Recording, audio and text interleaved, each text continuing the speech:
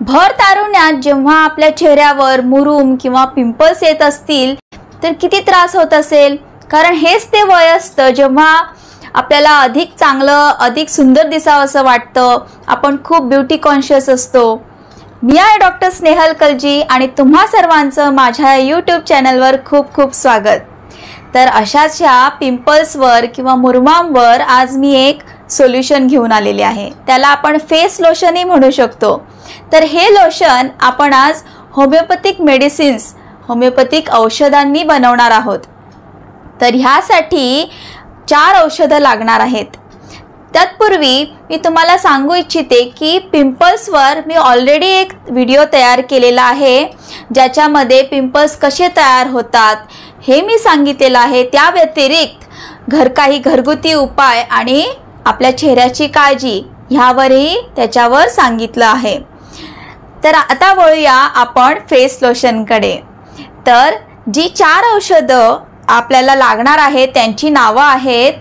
पहिलं एकिनेशिया mother tincture, दुसरं berberis aquifolium mother tincture, तिसरं लेडम पाल मदर टिंक्चर आणि चौथं बेलिस पेरेनिस मदर टिंक्चर.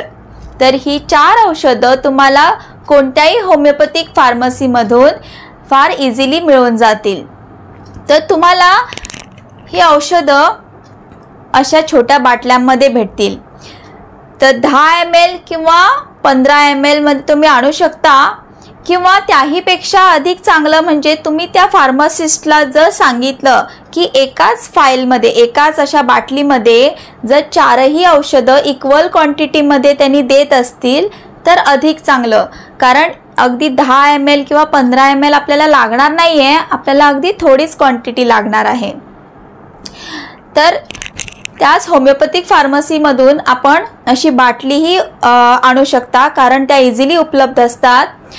कारण अशा ट्रान्सपरंट बाटल्या जर तुमच्याकडे असतील तर चांगली गोष्ट आहे, जर नसतील तर आणलेल्या बऱ्या, कारण आपल्याला समजून येतं की आपण किती क्वांटिटी त्याच्यामध्ये घातलेली आहे.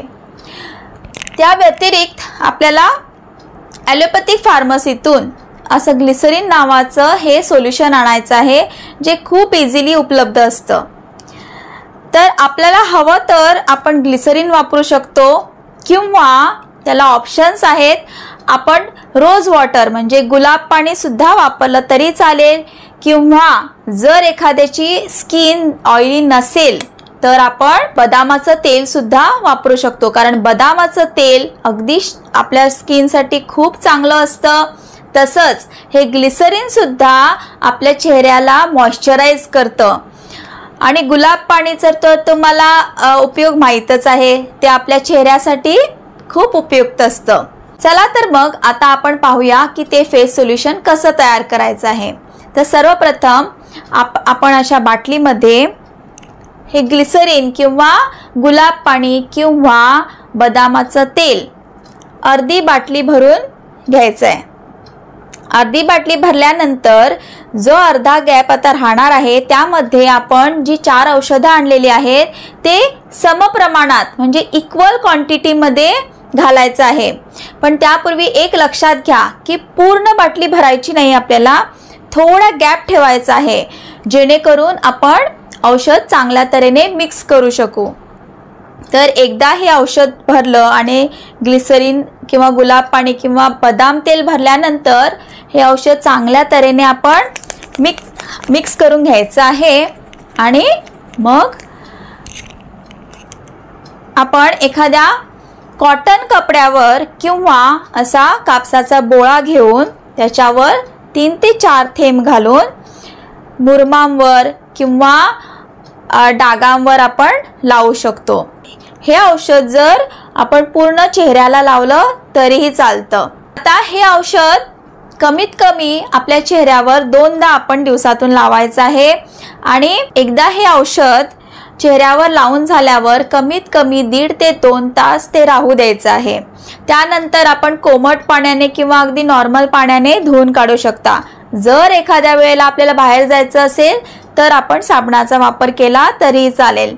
पण जोपर्यंत आपले मुरूम किंवा पिंपल्स कमी होत नाही तोपर्यंत आपण ह्याचा वापर करू शकतो. काहीही त्याचे साईड इफेक्ट्स नसतात. आता हे औषध झालं बाहेरून लावायचं, पण आपण जर हे औषध होमिओपॅथिक मेडिसिन सोबत म्हणजे जे तोंडावाटे जे औषधं घेतो त्याच्या सोबत जर घेतलं तर पिंपल्स किंवा मुरूम अधिक जलद गतीने कमी होतील. त्यासाठी मी अजून एक व्हिडिओ तयार करेन ज्याच्यामध्ये मी ह्या अशा होमिओपॅथिक मेडिसिन्स बद्दल सांगेन. ह्या फेस लोशनचा तुम्ही नक्की वापर करा आणि कमेंट्स मध्ये मला सांगा की किती तुम्हाला फरक पडला.